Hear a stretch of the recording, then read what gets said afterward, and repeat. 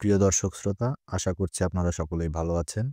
আমরা জানি বাবা-মার জেনেটিক বৈশিষ্ট্যগুলো জন্মগতভাবেই সন্তানের মাঝে বিদ্যমান হয়ে থাকে।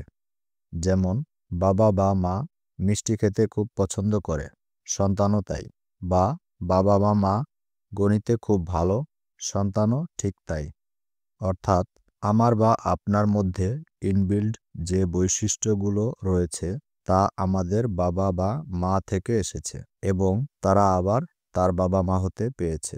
এ ধরনের বৈশিষ্ট্য অর্জন করতে আমাদের কোনো অধ্যাবসায়ের প্রয়োজন হয় না। যদিও বর্তমান সময়ে আমরা চরিত্র গঠনের উদ্দেশ্যে অধ্যাবসায় করি না। বর্তমানে অধ্যাবসায় শুধুমাত্র অর্থ উপার্জনের হাতিয়ার, আর অধ্যাবসায়ের মাধ্যমগুলোকেও এভাবেই ডিজাইন করা।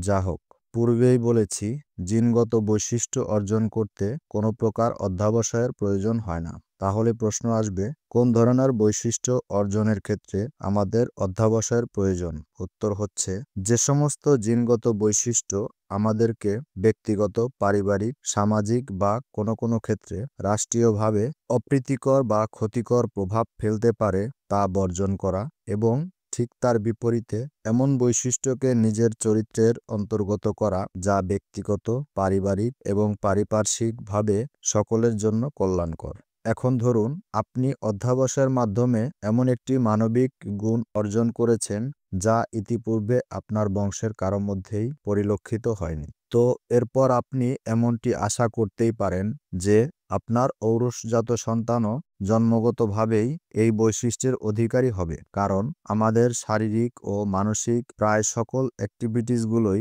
মস্তিষ্ক দ্বারা নিয়ন্ত্রিত এবং পরিচালিত, এবং মস্তিষ্কের সমস্ত রকম কার্যক্রমগুলোই একটি লিকুইড ফর্মে আবর্তিত হয়, যাকে সেরিব্রোনাস স্পাইনাল ফ্লুইড বা সংক্ষেপে সিএসএফ বলা হয়। এই সিএসএফ একটি নির্দিষ্ট পথ এবং প্রক্রিয়া অতিক্রম করে বীর্যে পরিণত হয়, অর্থাৎ এই বীর্যের মধ্যে ওই সকল তথ্যই সংরক্ষিত আছে যা আপনি গভীর মনোযোগে উপলব্ধি করেছেন।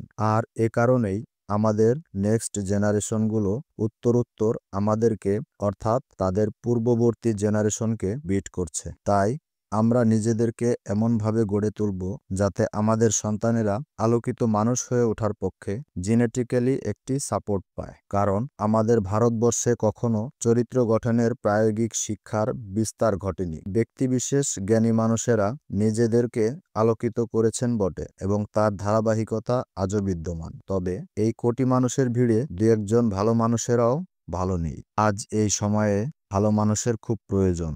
তাই আসুন আমরা ভালো মানুষ হবার চেষ্টা করি। নতুন বাংলার আদি জিনগুলোকে কলুষ মুক্ত করার এখনই সময়। এতক্ষণ ধৈর্য ধরে ভিডিওটি দেখার জন্য আপনাদের সবাইকে ধন্যবাদ। যারা চ্যানেলটি এখনো সাবস্ক্রাইব করেননি তারা সাবস্ক্রাইব করুন, আর ভিডিওটি ভালো লাগলে অবশ্যই লাইক, কমেন্ট এবং শেয়ার করবেন। ধন্যবাদ।